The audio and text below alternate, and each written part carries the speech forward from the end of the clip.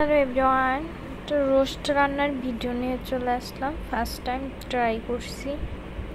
তো এখানে leg piece আর বুকের মাংসটা পিস করে কেটে নিয়ে একটু হলুদ আর লবণ মেখে নিয়েছি, আর একটু লেবু রস দিয়ে একটু রেস্টে রেখেছিলাম। এরপরে তেল গরম করে একে একে ভেজে নিয়েছি।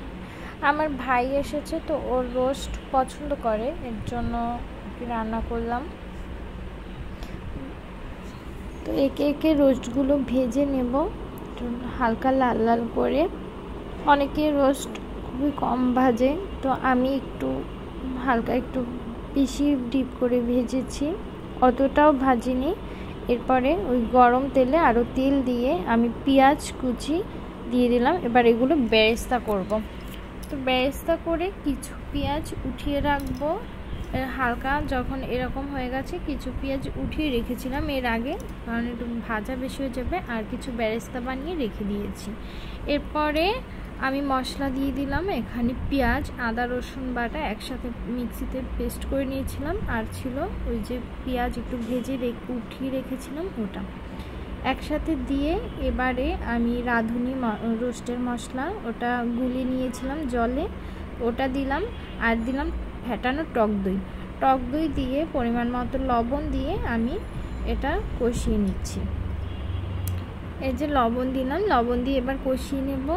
এরপরে দিব গোটা কয়েকটা কাঁচা লঙ্কা, আর হচ্ছে টমেটো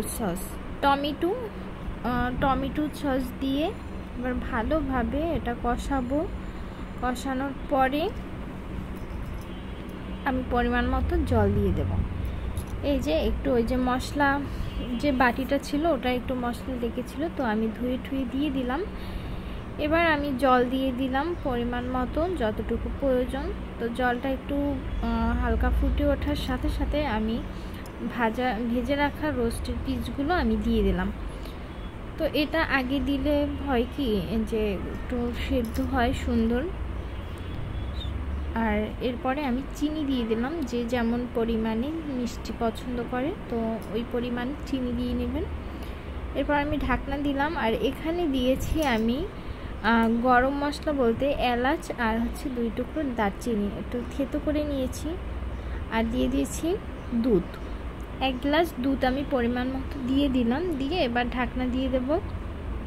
তো আমার এলাচ আর দারচিনিটা এখন দেওয়ার কারণ, এখন দিলে একটু সেন্টটা না ভালো আসে, যেহেতু রোস্টের মশলা সব কিছু দেওয়া আছে। তারপরও আমি আদা, রসুন, পেঁয়াজ এগুলো আবার অ্যাড করেছি, আবার একটু দিয়েছি গ্রেভি হওয়ার জন্য। এরপরে যে ব্রেস্তা করা ছিল, পেঁয়াজ ব্রেস্তা, ওটা উপর থেকে দিয়ে ঢাকনা দিয়ে দেব। তারপরে নামানোর আগে আমি একটু ঘি দিয়ে নামিয়ে নেব। তো এই ছিল আমার রোস্ট রান্না। ঘি যে দিয়েছি ওটা স্কিপ হয়ে গেছে। তো রেডি আমার রোস্ট রান্না। কেমন হলো সবাই জানাবেন কিন্তু।